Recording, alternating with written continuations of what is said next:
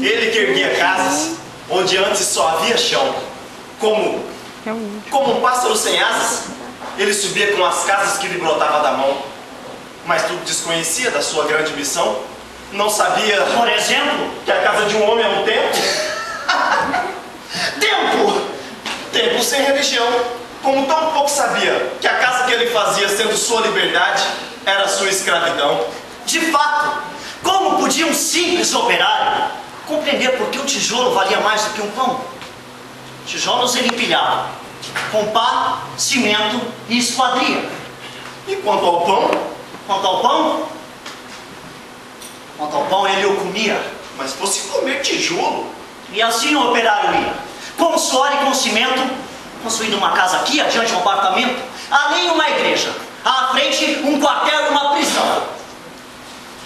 Prisão de que sofreria se não fosse eventualmente um operário em construção. Mas ele desconhecia esse fato extraordinário.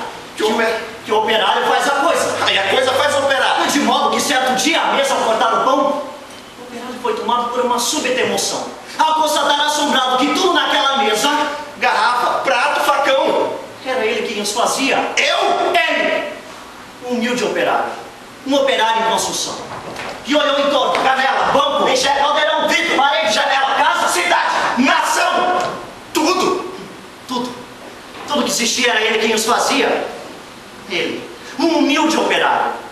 Um operário que sabia exercer a profissão. Ah, homens de pensamentos, não sabereis nunca o quanto aquele humilde operário soube naquele momento, naquela casa vazia que ele mesmo levantara, que um mundo novo surgia, de que sequer suspeitava. E o operário emocionado olhou sua própria mão, sua rude mão de operário em construção. Olhando bem para ela, segundo a minha impressão, que não existia no mundo coisa que fosse mais bela. Foi dentro da compreensão deste instante solitário que tal sua construção cresceu também o operário.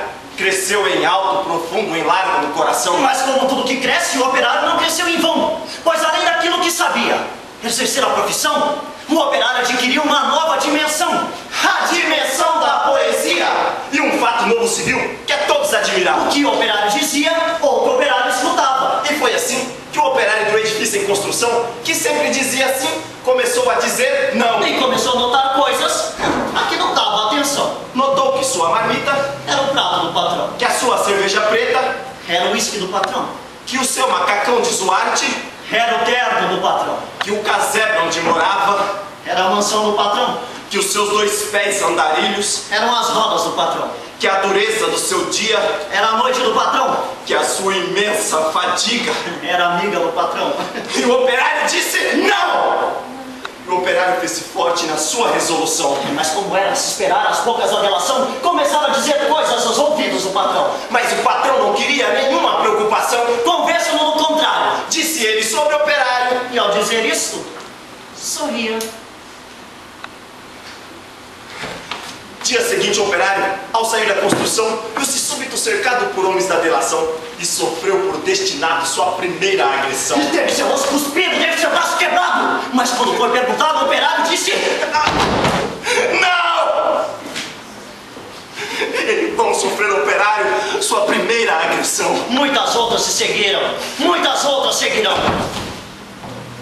Porém, por imprescindível, seu trabalho prosseguia. E todo o seu sofrimento misturava ao cimento da construção que crescia. Sentindo que a violência não dobraria o operário, tentou o dia o patrão dobrá-lo de modo vago. De modo que certo dia foi levando até o alto da construção e num momento do tempo, mostrou-lhe toda a região. E apontando para ele, fez-lhe essa declaração: dar-te-ei todo este poder e a sua satisfação, porque a mim me foi entregue. E a doa bem quem quiser. Dou-te tempo de lazer, dou-te tempo de mulher, porém, tudo que vês será teu se me adorares, e ainda mais se abandonares, é o que te faz dizer não. Disse, efitou o operário, que olhava e que refletia, mas o que viu o operário, o patrão nunca viria. Via casas, e dentro das estruturas, via coisas, objetos, produtos, manufaturas, via tudo o que fazia o lucro do seu patrão. E tudo o que via, E tudo que fazia, misteriosamente havia a marca de sua mão. E o operário disse não! Loucura! Não penso que te dou eu! Ah, mentira! Não pode dar-me o que já é meu!